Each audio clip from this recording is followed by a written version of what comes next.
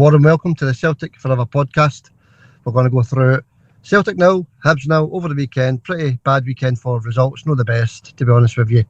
But of course, we all know that. It's not very good at Celtic just now, with the board, the fans, now the players and the manager, not putting in the proper performances. Let's bring in John. How are you, John? I'm alright. I thought Celtic performed alright, by the way. I just, no killer instinct, really.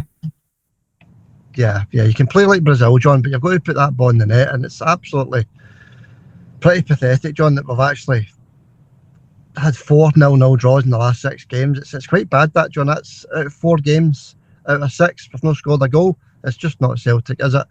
And it all boils back to this board situation. No signing a proper striker. In the transfer window, John, I know I've got Big Iniacho, who was unlucky again at the weekend, goal disallowed, hitting the bar, etc. But it's just no match fit, John. It's going to take him a good 3 or 4 weeks to get match fit. And then we've got this international break coming up, so that's going to be another 1 or 2 weeks, John, where there's no matches for him. So it's going to take him even longer to get match fit.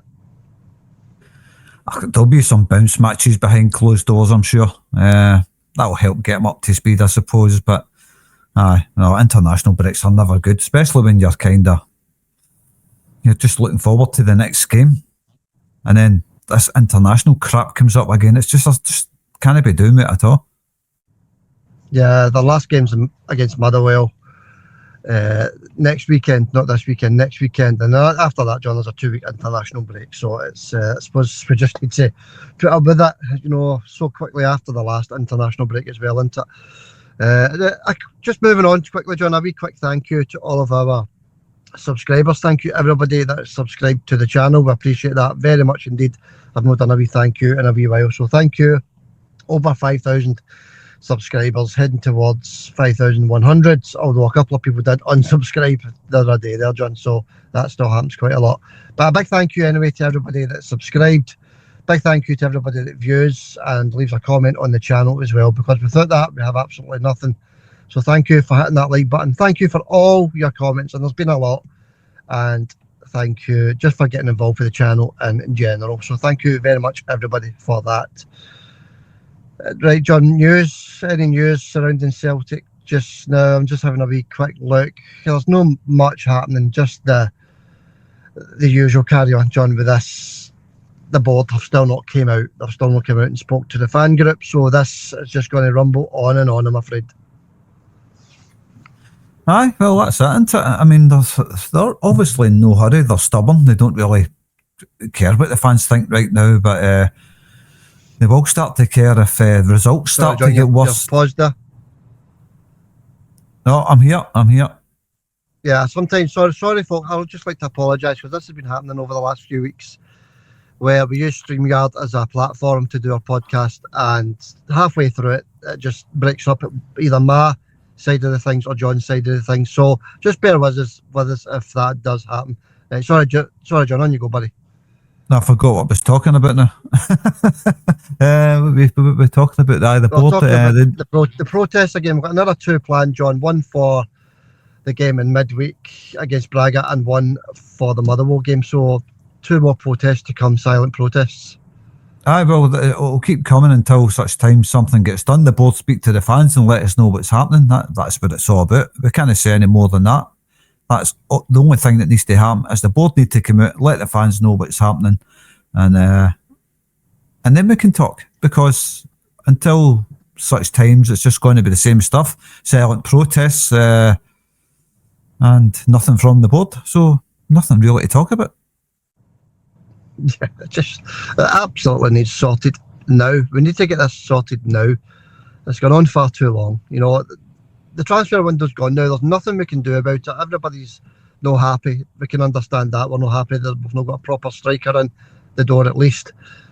But we now need to focus on the team, John. We now need to focus giving the players our backing. And I think the fans are giving the players the backing, but the first 12 minutes silent protests, you can feel the difference, John. It's just not the same, is it?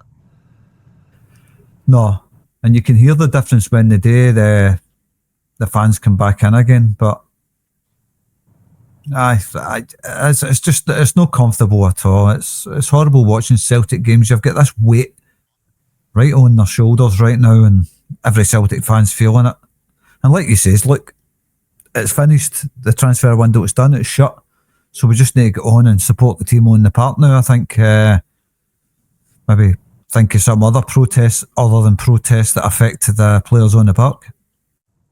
Yeah, that's it. By all means, protest, but don't have it affecting the 11 lads on the park busting a gut for us. But we do understand the protest, and we do understand it, but it is now affecting the players, I think, which is very unfortunate because we're now sitting second in the league, 2 points behind Hearts, John, whereas we've been top of the league the entire season. So this is now beginning to take effect, I think. But John, just a wee quick mention of the two competitions before we get into the Hibs game at the weekend there on Saturday. The two competitions, the big main league on your right hand side, 25 player league there.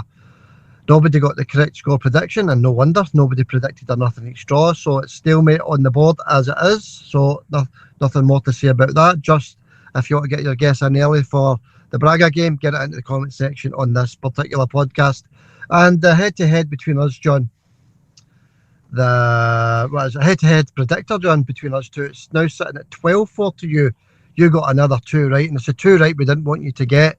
Hearts winning 3-0 and Rangers winning 2-1, and you got both of them right. so well done in that, I suppose. But 12-4 to you. You're miles ahead there, John. But that brings us nicely onto the post-match. I know it's now Monday, right? But we'll still call it the post-match because we'd like to have a wee say on these things, everything that happened in this Hibs game and everything that happened over the weekend in general. So let's get right into it, John.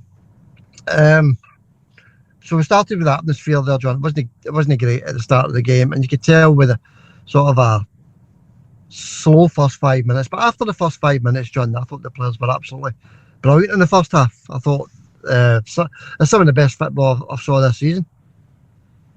I thought I picked 2-0 for Rangers, by the way. You need to check that again, Xander. I think I picked 2-0. I'm not really sure, actually. I didn't even know Rangers won 2-1. There you go. I knew they won, but I didn't know it was 2-1. I seen your video.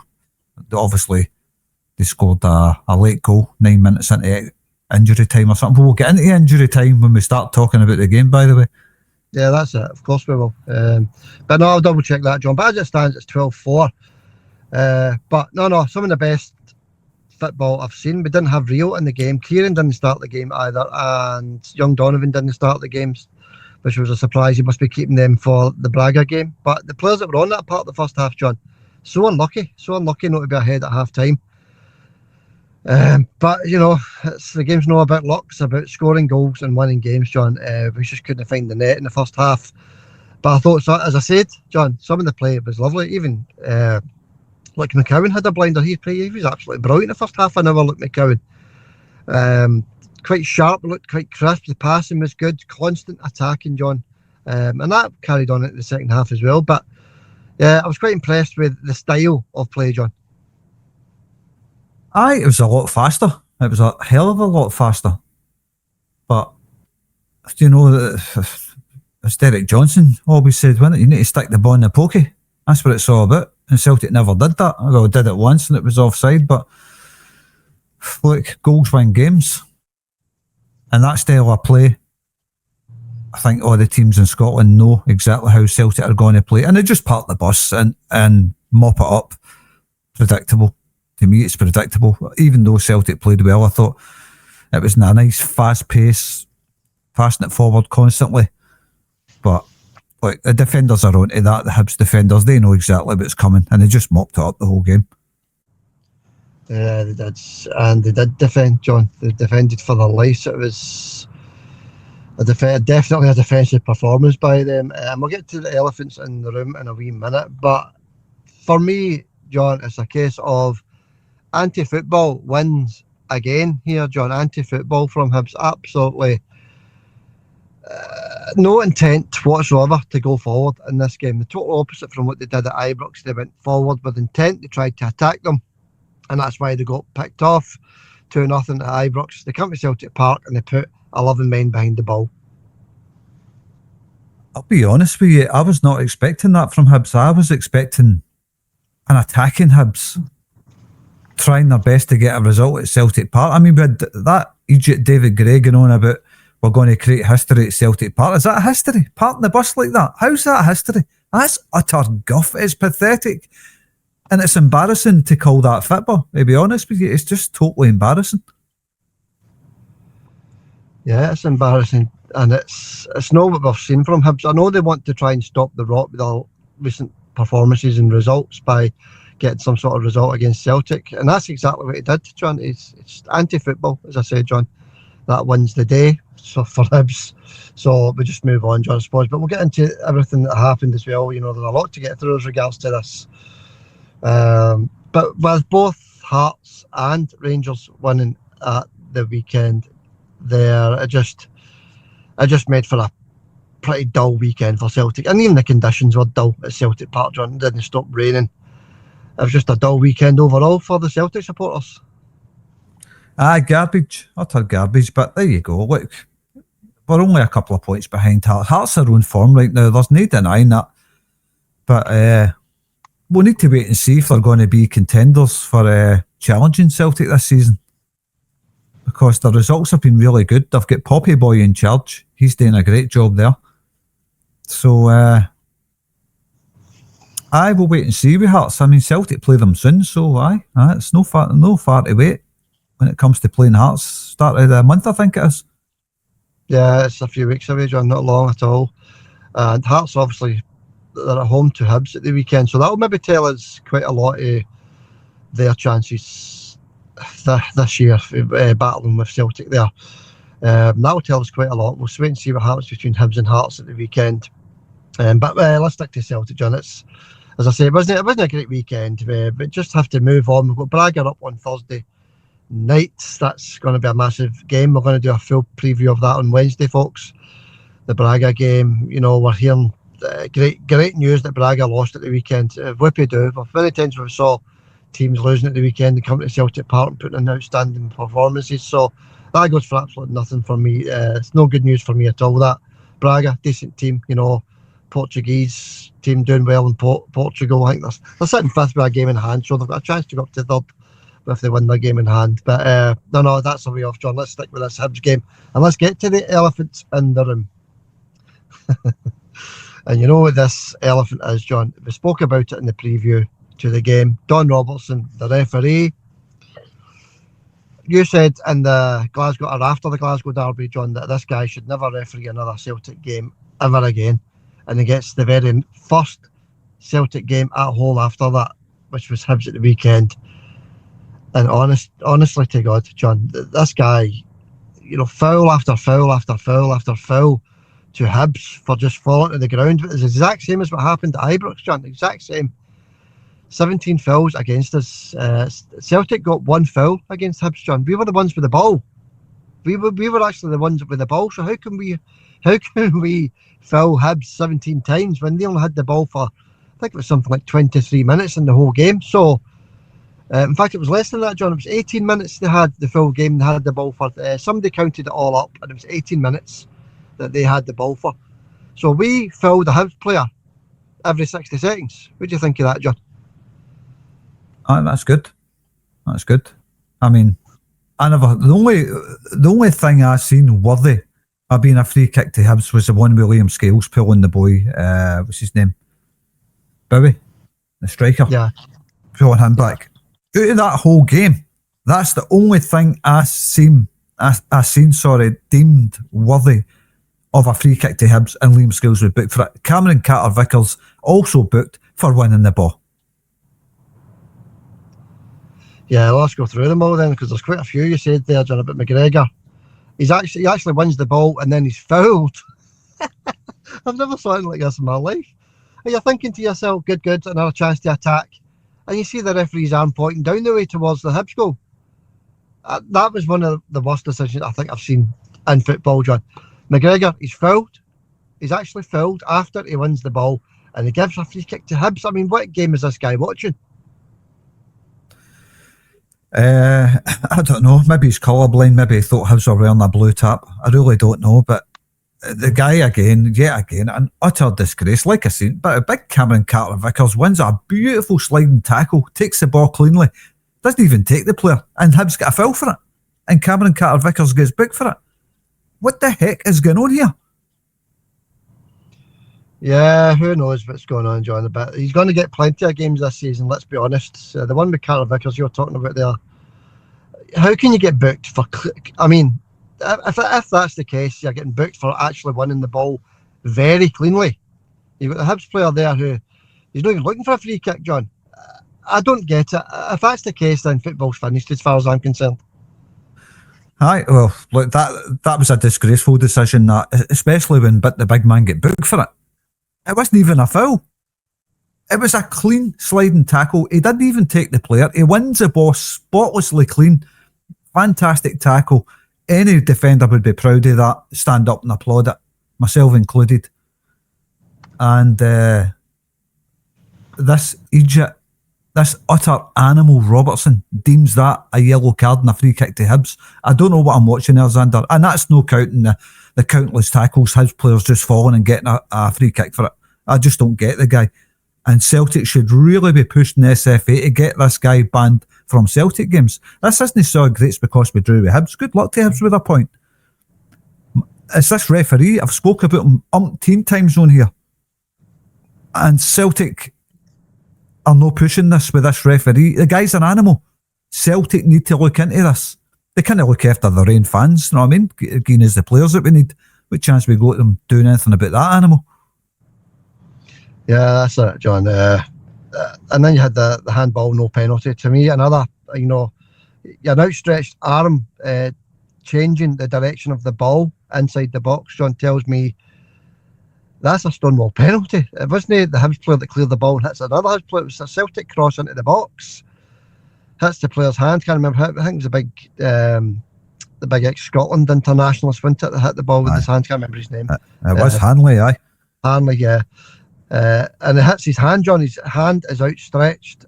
I don't even think this goes to VAR, John, because after the breaking play, the play just continues almost immediately. So I don't even think it went to VAR, John. It's a Stonewall penalty. Another Stonewall penalty denied for Celtic. It did go to VAR. It was denied. So VAR's seen it as well. VAR's seen it, and they deemed it not a penalty. It's not a penalty if you stick your hand out and change the direction of the ball. It's not a penalty now. Yeah, unbelievable. That ball could have been going straight to a Celtic player's head. And maybe talking about different handballs, John, because there was actually two in the box, and there was one that didn't actually go to VAR. But I didn't know that I know of anyway. I didn't see it going to VAR. But anyway, it's still a pathetic decision, John, either way. It's a Stonewall penalty. Another one not given. I was waiting on that referee pointing to the spot, or at least gone over to the monitor to check it, and absolutely nothing, John. The time wasting. It's unbelievable what they were going on about a referee rather than Celtic's actual quite nice style of play. But the reason why we didn't get the goal in the 90 minutes, John, is because of all of these decisions. Hibs players falling to the ground, getting instant free kicks, John. Heavy fouls gone in on Celtic players and absolutely nothing given whatsoever. And then the time wasted. This was unbelievable. 4 minutes added on at the end of the game, John. There was 4 minutes and substitutes alone in this game. So he's not added on any injury time or extra time, John, for time wasting. And there was the VAR check as well. I know you said you never seen the VAR check, but there was a VAR check that seemed to go on for a wee bit, and Hibs player that kept lying down in the ground. I don't know what he was doing lying down there. Every time a Celtic player went near him, he just lay down in the grass. That McCarthy. Is it McCarthy his name is? Yeah. He spent all his time on the pitch, half of it anybody lying on the grass, wasting time kidding on he's injured. So I don't know where the referee got 4 minutes of injury time from. There was at least 10 minutes of injury time in that game. I think the boys in Celtic TV says there should be at least 7 minutes or something like that. And I agree. At least 7 minutes injury time. But they could not wait to get that game finished. They couldn't wait to get it finished. Anything to stop Celtic. It's cheating. I don't care who listened to this. I've got nothing against Hibs taking a point, by the way. Nothing against Hearts going on top of the league. These things happen. We'll catch them. Don't worry about that. We're going on about the referee here. He's an animal, and I don't want him at another Celtic game. I'll keep saying it. I do not want him at another Celtic game. Yeah. Well, you're not going to get your wish, unfortunately, John. Not just your wish. Every Celtic fan or supporter's wish, John. There. He's worse than beaten, Xander. Yeah, well, you look at beating.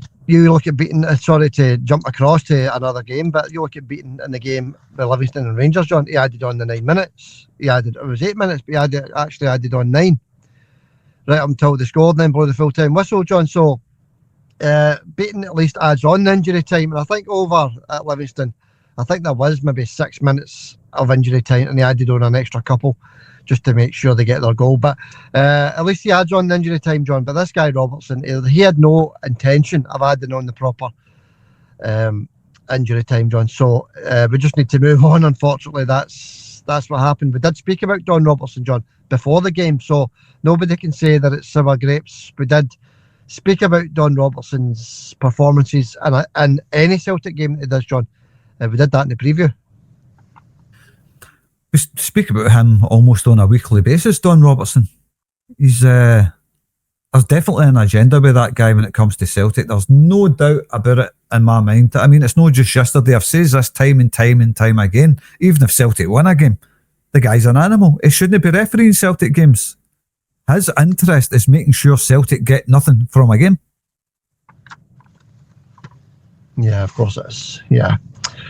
All right, John, there's nothing we can do about it. We just need to, as I say, forget about it. It's gone. 2 points are gone, dropped. 2 drop points. No the end of the world, but it wasn't the greatest weekend either, was it? So let's go through some of the incidents in the game as regards to the football side of things. We had a couple of chances, John. We hit the bar a couple of times, didn't we? From chances in the 20th minute and the 30th minute, we hit the bar a couple of times. Unlucky there. With that disallowed goal, you've already mentioned that, John. Now, I've not seen a rerun of this goal. How far offside was he, John? Have you seen it? Aye. It was about, I'd say, 8 inches, something like that. Between 8 and 10 inches offside. He was offside, Xander. Yeah, so he's been unlucky there, John. The big man could have been 3 goals in 3 games. That would have been a great start for the big man in the actual, John. But again, unlucky, very unlucky there. And there's a couple of other ones he was sort of stretching for, and the ball was just putting with too much pace. All that kind of stuff was happening. Just one of the days where we couldn't put the ball in the net. Balak John, he came on. That boy just actually looks like a nervous wreck. To me, he's scared to go forward. He looks frightened to go forward, and we hope that Brendan can drill that nervousness out of him. I don't know. It just seemed invisible to me. He tried to take on a player, and then, like you say, ends up turning backwards and passing it back away again.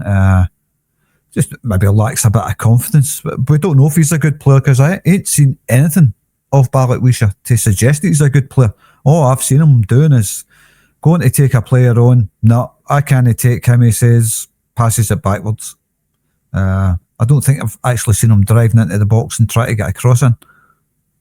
The biggest mystery for me about Balak, and we hope he does well, of course, but the biggest mystery for me is that Celtic had him on the radar for 2 years, John. That's a worry for me. Well, look, he must be a decent player if Celtic's had their eye on him for that long. He must be half decent. He maybe just lacks the confidence right now. I don't know. It could be just down to confidence. Maybe he's no match fit. I really don't know, Xander, but right now, right at this moment, I mean, he doesn't look like a decent signing to me. I'm not saying the boy's finished. I'm just saying what I've seen so far. And the 3-4 times he's made an appearance, he's done absolutely nothing so far. Yeah. Okay, we'll move on. Hopefully he gets better, the boy, because we need every player to be flying, do you want to be honest with you, with the lack of signings in the summer there. Another shot for Iniacho in the 39th minute, just wide. Then we had Kenny came on later on in the game, John, didn't he? He had his double chance at the very end. The sort of header just over the bar, and the downward header saved by the goalkeeper. I mean, this goalkeeper, why he wasn't booked for time wasting? Or maybe he was, I just can't remember, but I don't think he was, John. But he should have been booked for time wasting, John. No, he wasn't booked, no. No, and he pulls off a save as well at the very end from Kenny, whose chances at the end, John, I thought he was unlucky with both of them. One just over the bar, and one maybe it was a save for the cameras, that one, but he's had to get across his goal actually to get it. So a sort of decent save as well, Kenny. But we're wondering where he was in the last podcast, and there he was against Hibs on Saturday, comes on off the bench, so maybe he'd picked up a wee knock, maybe. No idea, but there he was, like you says. I think Iniacho's going to be probably our main striker this season. I kind of see Kenny taking over that role. I think Iniacho does look decent. He had a couple of wee bad spells yesterday, but overall he puts in a shift and he gets into the right places. He was just unlucky yesterday. Yeah, very unlucky, wasn't he? As I said earlier, John, it's just one of the games. One of the games where you just know you're not going to score. It seemed that way from early, actually, even though we were playing some okay football. And to me, it all boils back to, not signing a fit, proper striker in a January transfer window, John. And then you've got Shinya Mada, who I thought looked very decent. He's nowhere near the team. So God knows what's happened there, John. So a lot of more questions than answers, let's put it that way, at Celtic just now. That's a weird one, isn't it? The two Japanese boys that signed, they have not had a sniff, and both of them look decent, let's be honest. They look decent players. The left back boy, I can't even remember his name. It's been that long since I've seen him, but where's he? Anamura. Decent left back, John. Nowhere to be seen. It's a total mystery. I don't understand why you play him in every close season or pre-season game. Every single one. From the start, every single game. And then hide him somewhere, John. Once the league starts and the trophies kick off, the cups. Yeah, total mystery. Unless somebody knows about injuries or something like that, let us know in the comments. But for me, that he's just dropped him because he dropped him from the Europa League squad as well. Aye. I mean, he was the outstanding player, apart from Nygren in the pre-season friendlies in Amura. He was absolutely outstanding. Yeah, he was. And as regards to Shinya Yamada, although he hadn't scored, he was only on for maybe 10 minutes, a couple of games. It's very similar to Kyogo, the way he was shutting the ball down, John, that energy, that pace. Had a bit of strength as well, actually, that Kyogo didn't have. And he was quite good in the air. I think you will see Shinya Yamada return to the squad at some point, John. There may be some other issue there, John. Could be personal, could be fitness, could be something else, John. But I'd just like to see at least get the boy on the bench every weekend. Well, we'll wait and see. I mean, Brendan obviously sees the players in training every time Celtic are training, so he knows more about it than we do, so we just need to trust him, trust his decision making when it comes to picking the squad.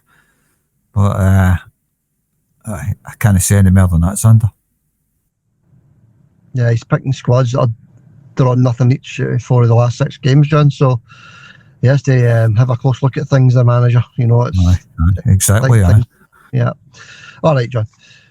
Some stats. If we quickly run through some stats, this will give us a wee idea of where the action areas were in the game. 77% possession to 23, total domination. 26 shots to 4, again, domination. This is the one we spoke about already, John. 16 fouls Celtic committed to Hibs. 1 foul. Now, we're the ones that had the ball. We're the ones trying to get the ball off us. But they only committed 1 foul. Just doesn't add up, honestly. Shots off target. 11 shots off target. 11 attempts outside the box. So the manager's instructions to have more shots from outside the box. That's fair enough. We obviously hit the woodwork twice. We've already spoke about that. 756 passes. Right, this is where the improvements I thought were against Hibs. The last few games, it's been 700 odd passes and 400 were back the way. And this game, John, 97 of those 756 passes were back the way. Still quite a lot, but sometimes you need to do it in a game. So slight improvements there, John. Less passes back the way. Is that when Ballot Wisha came on that 99?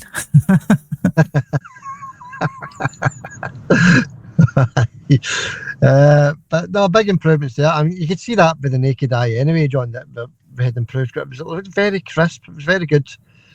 And by the way, just off the subject for a wee minute, we hope that Donovan has not been dropped because Ralston's fit again. We hope he's just been rested for this European game, John. So, and I think it's a bit risky because Ralston was sort of a 70-30 for this game, wasn't he? 100% fit, and he's chose Ralston. So, we just hope that Donovan sees plenty of action this season, John. Well, that's a good point, actually, isn't it? Was Donovan rested for the game against Braga? That's a good point, that, actually. So I don't really know. We'll need to wait and see what happens when we play Braga. If Donovan's going to be the man on the right-hand side, because I don't like saying it. I like Tony Ralston, but I think Donovan's got a lot more to offer. Yeah, he's got a lot to offer, Donovan. He's just a young lad. As you said last week, John, no fear. So, yeah, the more we see that boy, the better, I think. And it just turns out when we when we drop Donovan, we drop 2 points. Anyway, individual player scores, John, for this nothing each draw. We can't really give players high scores for a draw, I suppose, but there was a few that stood out, weren't there, John? What's your 1 to 11? Your 1 to 10 individual player scores?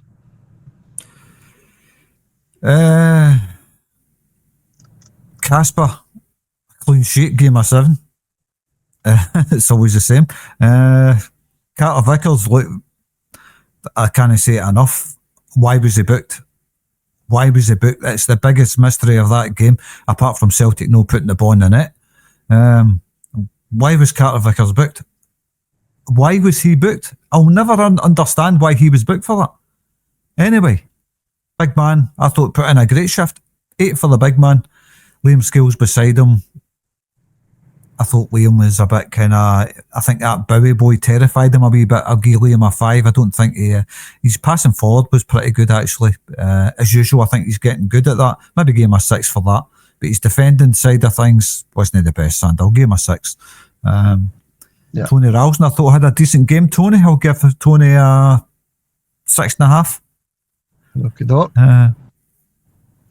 On the left, the new boy, what's his name? I've still not up to date with these new players.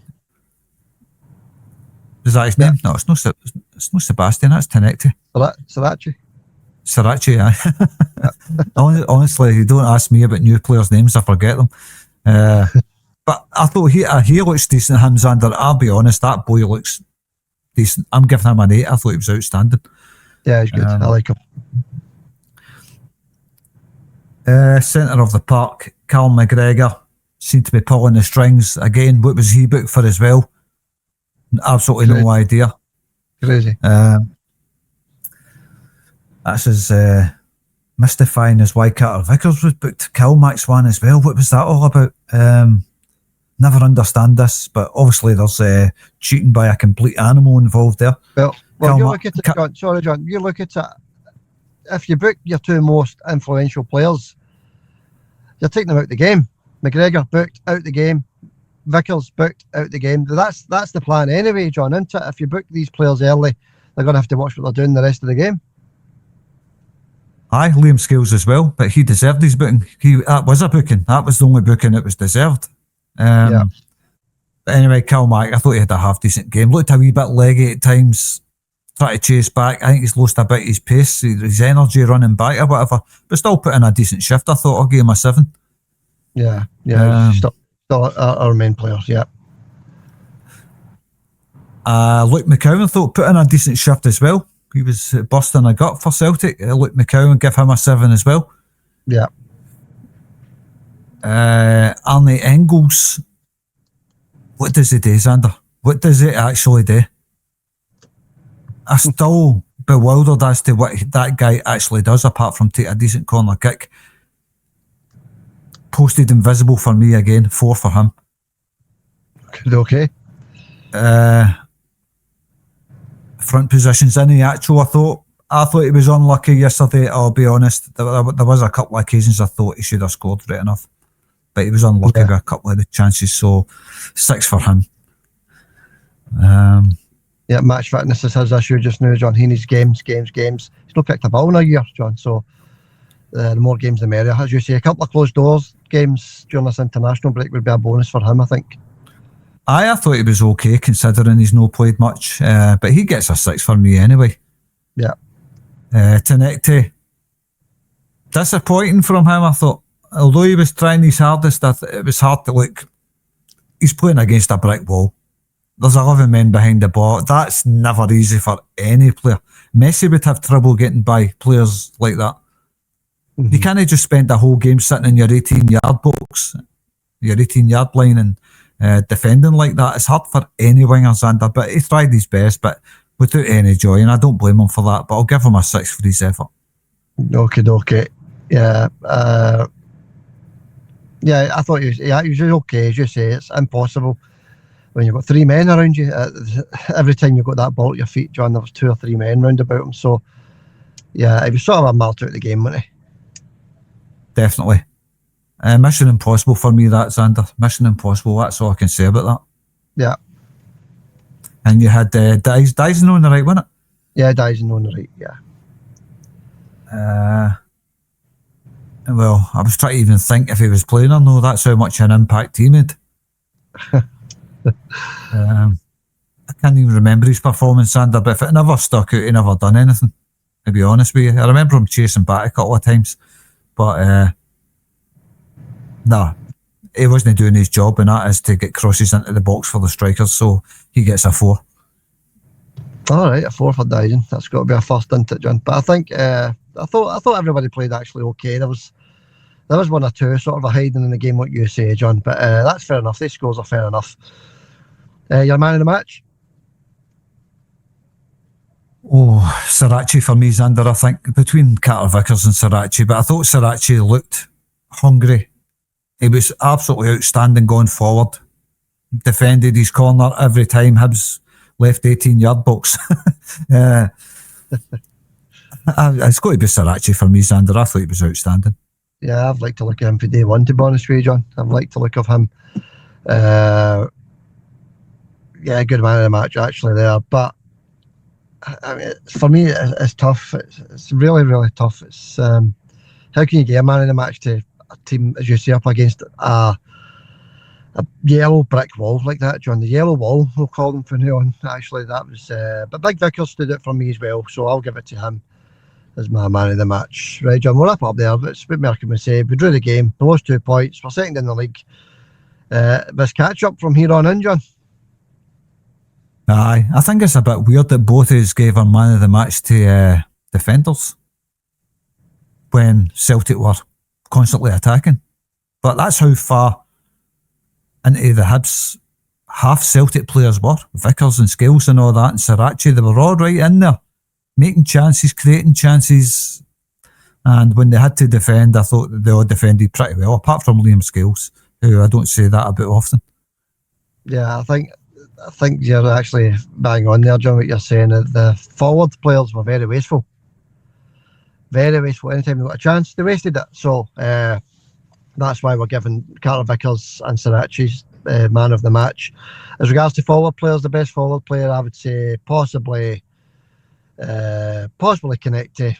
Possibly, I don't know, John. But I thought like McCowan in the midfield, the first half hour was absolutely outstanding. If he would have kept that performance up for the full 90 minutes, we would have won the game. Seemed to be after half an hour he fell away a wee bit. But anyway, John, that's it wrapped up. Right, where we go to next? The predictor. We'll quickly run through the predictor from last week, John, so that people know what the scores were as well. I'm sure everybody's well aware of the scores just now, but we'll quickly run through the predictor from last week. Dundee United 0, Kilmarnock 2. None of us got that. Hearts 3, Falkirk 0. You got that, John. St Mirren 1, Dundee 0, Motherwell 2, Aberdeen 0. Be quick word on that, John. Aberdeen, I don't even know if that guy's still in the job. I've not checked. Aberdeen Scottish Cup winners, that is, of course, beaten again, John. Rock bottom of the league. Aye, it's no surprising they're poor. I mean, I watched them against Dundee United last week. They were absolutely brutal, to be honest with you. I don't know why that guy's still in a job. I think that Scottish Cup wins kept him in a job, to be honest with you, because Aberdeen obviously hadn't won a trophy for years. But I expected Aberdeen to get beat. I think I predicted 2-0 to Motherwell. I'm not sure, but where did it finish? 1-0. 2-0 to Aberdeen, John. I did check them all. You didn't get that one, but I think you did get the Rangers one right. Actually, I think you did say 2-1. 2-0 to Motherwell, you mean? 2-0 to Motherwell. And Taylor is he's probably one game away from the sack if he's not been sacked already. I'm very surprised he's still in the job, to be honest with you. But anyway, we'll move on. Bruni, he seems to be back in form, didn't he? Early United 4, Airdrie 2, Bruni back up on form. That's a couple of wins in a row for him. And Lenny's gone rapidly down the way. Dunfermline 0, Partick Thistle 2. Good win for Partick there. And Celtic Ladies 4, Montrose Ladies 0. I said 7-0, you said 5, I think that one, John. Right, a predictor then, John. A wee predictor for this week. Just a wee midweek one, John. We'll do a wee midweek predictor. We'll leave the Celtic game for Wednesday night so we can have a wee bit more time to think about it. But the first three in the predictor is, and this is a funny, you'll probably think this is a funny one to pick, John. It's Tuesday night, tomorrow night. Kairat Almaty play Real Madrid. So I thought that would be an interesting one for the Celtic supporters to see how that one goes. It's in Kazakhstan, John. Kairat Almaty against Real Madrid. Aye, look, that's a tough place to go. I mean, it's the travelling. Although it's not, I suppose if you're travelling from Spain, it's not so bad. It's travelling from Scotland, but yeah. Look, I watched Kairat Almaty get thumped 4-1 in the last Champions League outing. They were very lucky to get away with 4-1, by the way. Sporting Lisbon won it. Aye, Sporting Lisbon gubbed them, yeah. Played them off the park. It should have been, they could have had a 15, 16 goals that night. Look, the Kairat Almaty are going to do what they did against Celtic there. They're going to park the bus and try and hit in the counter-attack, but Real Madrid have got quality, absolute quality there. I'm going to say 4-0 this time, Xander. 4-0 to Real Madrid. Yeah, I can't see Kairat scoring against Madrid, to be honest with you, so I'll say 3-0 to Madrid.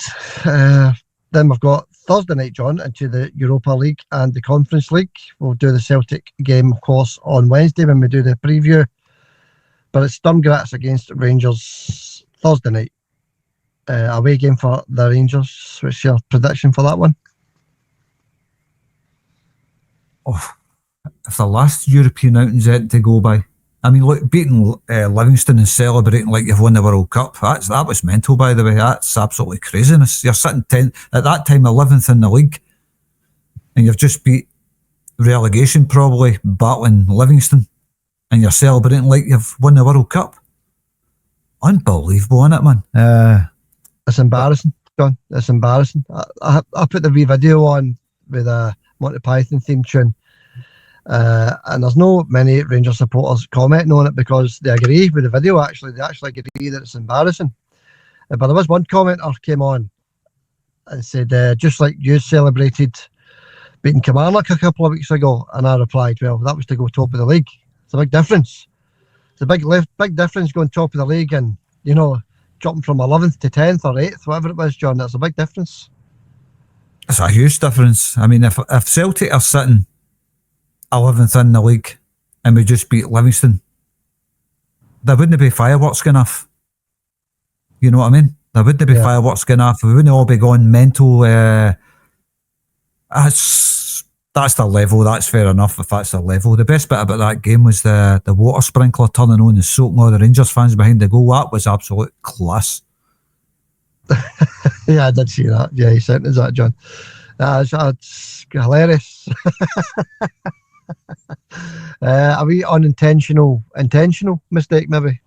Oh, that's intentional. That's intentional. I don't care what anybody says. You don't point a water sprinkler towards the fan. I didn't even know there was a sprinkler in the goal mouth. I didn't know that, or where the net is in that area there. Yeah. Aye, quality from Livingston. Well done, Livingston. That was a class act, and Aye, well done, Livy. Yeah, well done, Livy. It was quite funny, actually, when it put a smile on our faces. But there would have been bigger smiles if they would have held on for the draw, and they were absolutely robbed of a point there, John. Absolutely robbed blind with that injury time added on. And you just knew once that 8 or 9 minutes was added on, you sort of knew they were going to get. There should have been maybe 4 or 5 minutes added, yeah. But to add on 9 minutes, John, when Livingston are practically on their knees trying to hold on for that point, you just sort of felt sorry for them a wee bit. I never seen the game, but I can imagine it. But look, it is what it is, isn't it? It gives them a chance to light after fireworks. I mean, I'm sure that box is all dusty. The firework boxes will all be dusty with lack of use these days, Xander. Yeah, they were setting off fireworks. Of course they were, John. Where I was in Glasgow, they were setting off fireworks for narrowly, very narrowly beating Livingston 2-1 but in a 5th or 6th minute injury time winner. They were setting off fireworks for that, John. It's absolutely pathetic. Again, I just do not get it. Celtic fans do sometimes set off fireworks, but it's when they've won a league or a cup or a trophy or something like that, John. They do it for a reason, But yeah, the Scottish press, I know, John, yes, they're still at it, with their that was it. No Barry Ferguson, what's his name? No Lewis Ferguson. The other one, Derek Ferguson, John, on the BBC. Because I didn't watch the game either. I only listened to it before the kick-off, just before kick-off, as Rangers are about to kick off. This is time for payback, he says. Payback, John, for playing relegation candidates Livingston. This is, we spoke about this in the last podcast, the lack of professionalism, bringing these people in to do BBC Radio Scotland and the television work. Used to have Arthur Munford and Archie McPherson, all decent people on the TV and radio, John, and now you've got Derek Ferguson. It's just a joke. Aye, that's right. Aye, what's his name? Jock Brown as well. All educated men. Know what I mean? Proper professional sports journalists, guys that look like lawyers and all that, spoke polite. I know you've got these absolute bangers in Scottish media, ex-Rangers. Kilmarnock were attacking and then turning the page. The ball. What is that supposed to be? You know what I mean? These guys are getting paid well for that, by the way. Make no mistake about it. They're getting paid well for that absolute nonsense. I mean, you've got to add to that, these people are supposed to be neutral. And yet, they're going on about revenge and payback against Livingston. Yeah. That's another reason why I do listen to it, John. I didn't watch the game, as I said, but I listened to a bit of it. It's funny. It's actually quite funny, when you think back to guys like Rob McLean. They were all professionals, and all the ones we spoke about, the ones that used to be on Radio Scotland. Then you had your the commentators, Alexander Begg, all these sort of commentators, all good commentators, John, good people, good professionals at their job. And now you've got Alistair Lamont. I mean, you should have heard Alistair Lamont's take on the Rangers game. Yeah, he thought he was watching Rangers lifting the league trophy. It's absolutely hilarious. But anyway, John. Alistair Lament. Laughable. Anyway, John, let's get back to this predictor, because there's not many on it. So, did you give us a predictor for Sturm Graz against the Rangers, John? No. As soon as you mentioned that R name, I get carried away. But anyway, back to as you do. Aye, that's like a red rag to a bull, isn't it? Yeah. But let's get on with it. Sturm Graz against Sevco. I don't know who Rangers are. They died in 2012, but for some reason there's some other team using that name. Yeah. Weirdly, they're sharing the same stadium as well. The same people go turn up to see them. It's weird, isn't it? I mean, I'll tell you something before we move on to the Sturm Graz game. Why are these Rangers fans still calling their team Glasgow Rangers? The Glasgow part isn't there anymore. And I see it everywhere. Glasgow Rangers, this and that. That isn't Glasgow Rangers anymore. That is scrubbed It doesn't exist. It's the Rangers. Get it right. Glasgow Park doesn't exist anymore. Yeah, if the Glasgow Rangers still exist, then pay back the money that you've got a new owner there. Get the money paid to these people that are sitting there with zero money in their bank accounts because of Rangers Football Club or the old Rangers Football Club. Get the money paid back, and then we'll call you Glasgow Rangers again. Pay them back the tens of millions of pounds that they're owed. Aye, same club when it helps them, different club when it helps them. Yeah, what an outfit, eh? What an outfit. When it suits, isn't it? Right, John, Stumgrats, what are you thinking, buddy? Nothing else to say about them. I could go on about this all day. No more to say. Anyway, anger vented, anger out. It's gone. We're only kidding, Rangers fans. We don't hope you finish 8th.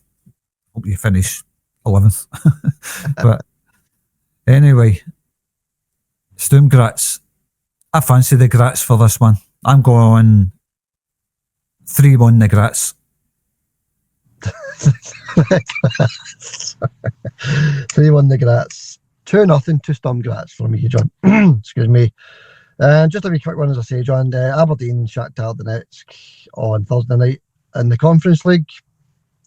It does more Dons against Shakhtar, John, but it's at home, it's at Pataudry.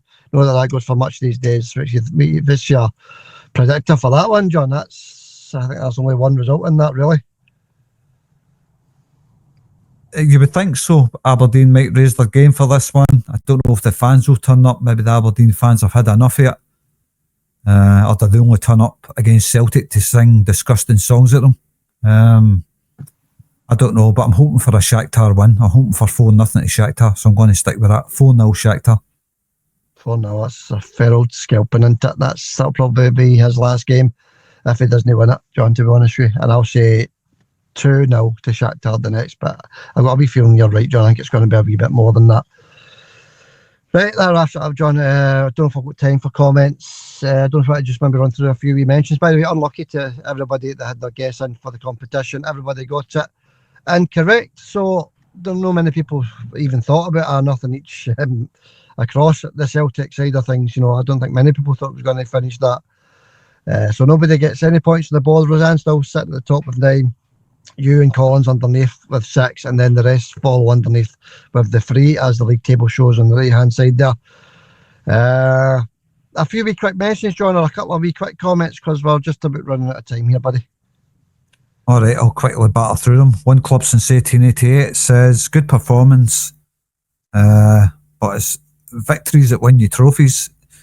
Immediate improvement required. Too many draws against basic teams. Hibs were less than basic. That was a disgusting Hibs performance, that, by the way.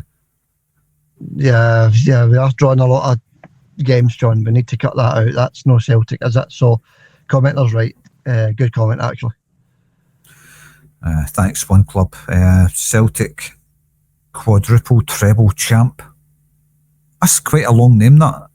Celtic quadruple treble champ says, what's worrying is this is our 4th 0-0 in the last 8 games. That's what he just says. Yeah, is it 8? I said 6 earlier, I think, but 8-6 doesn't matter. It's still too many, isn't it, John? So that needs stopped immediately, starting with Braga on Thursday night. Thanks for the comment, pal. Aye, thanks, Celtic quadruple treble champ. Paul McEwen says, good morning, hail the Celtic. All right, Paul, how you doing, mate? How you doing, Paul? Get your guess in, buddy, for Braga. Get it in the new, and I know you like to get your comments in nice and early. Good luck, pal. Aye. Let's see. Next up was Mark Stevenson. Mark says, best performance for a long time. Hibs didn't want to play, just totally parked the bus. Embarrassing for them. On another day, Celtic would have smashed Hibs 6 or 7-0. Need to be a bit of luck and better finishing. Happy with the performance, but the result wasn't great. Signs of improvement with performance, so I'm quite happy overall. Yeah, it's good to see the performance went up a couple of notches, and the statistics showed that, John, that was total domination. Again, it's just one of the games we just couldn't put the ball in the net. It's happened a few times, and it happened again at the weekend, unfortunately. Aye. I agree with everything Mark says there. I can't disagree with any of that. Yeah, good comment actually, Mark. Thanks, pal. Colin Braidwood said, we played brilliant. It was one of those days. It was one of the days. He says, let's calm down. We are going to win everything domestically and get new signings in January. I admire your optimism there, Colin.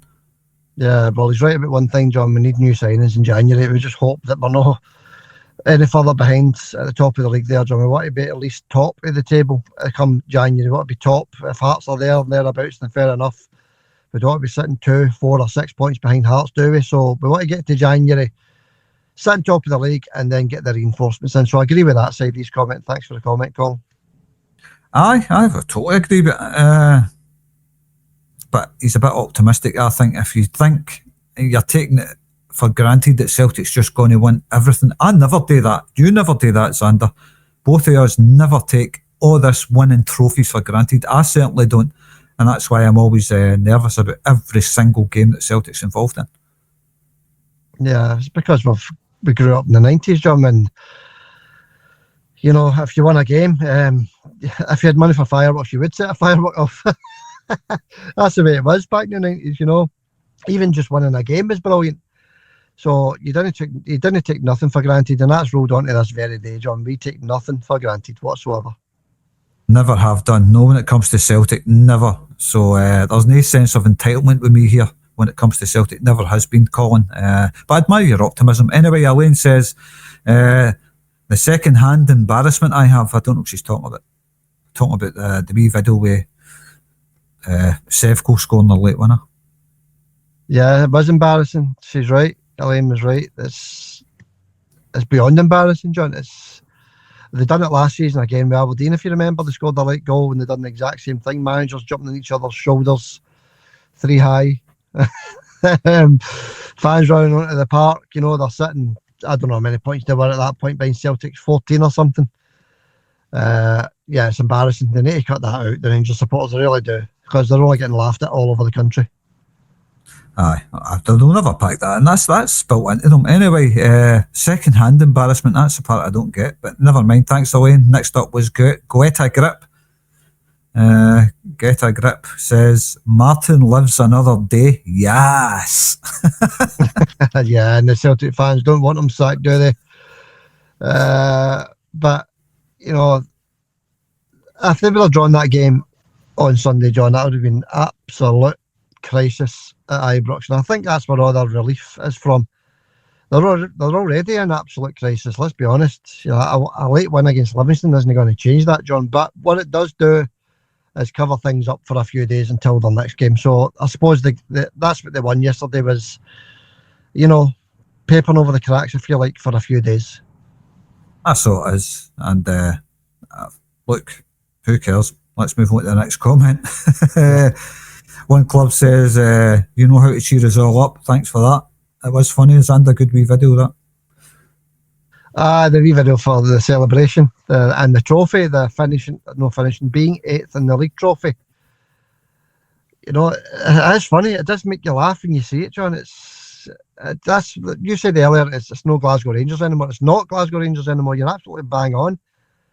It's the Rangers for a reason, John, because Glasgow Rangers wouldn't have done that in the past. Glasgow Rangers wouldn't have celebrated winning a late goal 2-1 at Livingston and celebrated like that. The fans wouldn't have done that in the past. The managers wouldn't have done that in the past. The coaches wouldn't have done that in the past. They were professional, John. That's why we say it, and we still say to this day, it's just a different club. Aye, well, they're celebrating getting off the bottom of the table, maybe. I really don't know, Xander. Maybe they're thinking relegation. Maybe that's why they're celebrating. I'm not sure. Anyway, Roseanne was up next, and Roseanne says, the cheating refs are at it again. That was some celebrations. What the hell did they win today? Did they win? They won 3 points. They won 3 points. That's it. They take the 3 points. Instead of the 1 point they were getting, they got an extra 2. So they won an extra 2 points. I suppose that's the bottom line. Yeah, embarrassment. Very. I think I said in the video I took a beamer watching it. I did. I actually took a wee riddy watching them celebrating like that. Aye, it was embarrassing. I've only seen that wee video you put on, and that is embarrassing, the way Martin's celebrating. But there you go. Thanks for that, Roseanne. I hope you're enjoying your time at the top of the league table there, Roseanne. Yeah, she'll be enjoying that. She's I don't know what Roseanne said in the predictor for the Hibs game. I think one was close. I think one club since 1888 said 1-0. That was the closest we got to it, John. So yeah, everybody had their threes and their fours, didn't they? But no. I think You can see Roseanne it wasn't going to be Roseanne that had after half. no, you could see that. So I thought Celtic looked like they were going to score later on. I thought something was coming, but it never materialised. There's not what you can do about that, is there? Yeah, I'll be working on that in the training ground as we speak, John. This finishing, getting the finishing right. And I feel sorry for Big Iniacho because, as I said earlier, John, that would have been 3 goals in 3 games, less than 3 games. Taking these minutes on the park into account, there have been 3 goals in about 1.5 games. And it would have been a fantastic start for the boy. He's just very unlucky with that couple of inches offside, John. So I sort of felt for him. He needs goals and he needs that, confidence booster for getting the goals, John. So hopefully that doesn't affect him in any way at all, and he can bag maybe 1, maybe even 2 goals against Braga on Thursday. No, big words, Andy. We'll wait and see. Hopefully. I just agree with you there. We can only hope. Paul McCune just says, ha. Thanks, Paul. James Doran says, play until the Rangers win and imagine celebrating 8th in the league. Well, that's it, James. They're celebrating getting off the bottom of the table. I think that's what it's all about. But not only are they celebrating being 8th in the league, John and James, they're also celebrating only, and I mean only, this is quite funny actually, isn't it, when you think about it, they're only the 9 or 10 points behind Hearts. So they're celebrating being 10 points or 9, whatever it is, John, I can't remember, but they're celebrating being a massive 10 or 9 points behind Hearts. You should be walking home with your head down and look scared to look up. That's what you should be doing with a performance like that against Livingston. It's 9 points. 9, is it? Right. Aye, because they were on the same as us and they've kept up their form. So, it's the same points and they're on 9 points. But it is laughable that you're actually celebrating like that. I mean, it's all right to celebrate a win. Every team likes to celebrate a win. But it's the overreaction to that. A club that's in such a bad position, sitting bottom of the league, celebrating a win against Livingston like that, like they just won the league, and then letting off fireworks with their fans after it. I mean, I just don't get it. No. All right, John, any more comments? No, that'll do us for the day, Xander. Right, okay, right. Be a bit doom and gloomy. The day is gloomy outside. It's raining on this Monday, and it's just no great just now, is it? With all this carry on with the board and the fans, everything else seems to be affecting the players as well now. I could be wrong in that, but 4 draws and 6 or 7 games tells you its own story, doesn't it, John? It's no great, is it? Nah, it's garbage. But if the team continued playing like they did against Hibs, I thought this team played really well. So I've no problems with that side of things. But I think, like you says earlier, once Iniacho gets up to speed, he'll start banging in the goals. Right now, we haven't got a striker that's banging in the goals. That's a problem for any team. But Celtic, over the past, I don't know how many years, have had goals all over the park, Xander. Defenders, midfielders, strikers, wingers. Right now, that's no happening. No. They usually get goals from all over the park, as you say. But a wee quick word on the defence, John. The defence seems to be quite solid just now. We've got good options there. Big Trusty's due back Thursday as well. So we've got Big Scales, Cameron Carter-Vickers, we've got Sriracha, we've got Kieran, we've got Ralston, Johnston, and we've now got the young lad Donovan as well to throw into the mix, John. So the defence seems to be doing its job, conceding very few goals at the moment. Aye, they're doing well. But I've been worried about Liam Scales in a couple of games this season. Although he's been my man of the match a few times this season, I watched him against Hibs yesterday, and that boy Bowie, I think, had Liam Scales terrified. And I think it was against Kilmarnock as well, the big giants. Scales couldn't get close to them. But so there has been a couple of times that Liam Scales has kind of worried me this season. Although 95% of my time watching him, he's an outstanding defender. It's just Saturday against Hibs, I thought he kind of worried me a wee bit. Aye. No, he's I think the two of them are actually playing quite well together. Skillsy. When one's playing no too great, the other one covers the other one, if you know what I mean. It's sort of it's just a wee partnership we've got going there. Just wait till the two of them are playing brilliantly together. So, no many goals conceded, John. I can't remember the last time we conceded a goal. I know we conceded in Europe. That Stramash on the line, pathetic goal, actually. Pathetic. But apart from that, John, we've hardly conceded a goal this season. I think Falkirk was the other one, wasn't it, in the Cup?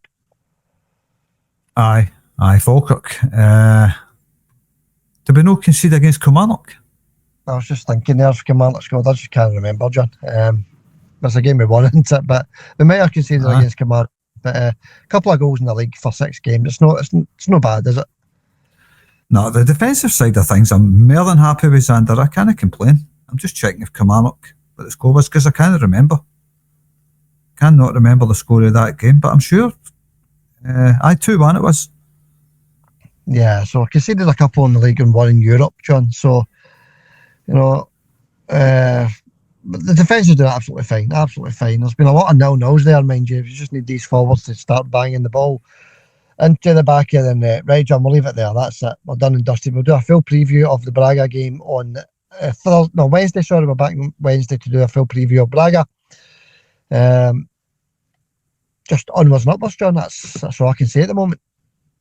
That's it. Can't say any more than that. It's just look forward to the next game. Put the last result behind us, and look, we move on. That's all we can do. We just move on to the next one, and just hope it's in Celtic's favour. Yeah, that's it. Okay, we'll catch everybody on Wednesday. We'll get the podcast out on Wednesday afternoon, possibly. We'll do a full preview. We'll catch up on any news that's been happening in and around Celtic. We'll do everything else that we normally do as well. So, thank you, John, for coming on, buddy. Appreciate that. That's an interesting chat. Sort of a dull, damp weekend. Horrible results all over the place for us. But as I say, we've got to bounce back against Braga. We've got to get 3 points on the board against them, get us up and running in the Europa League. So, John, we'll catch you and everybody else on the channel that listens and views. We'll get everybody on Wednesday, John. But you, John, we'll send you a wee link on Wednesday and we'll have a wee chat on Wednesday, buddy. Speak Wednesday, Xander. Hail, mate. Right, John. Hail. And we'll catch you all soon.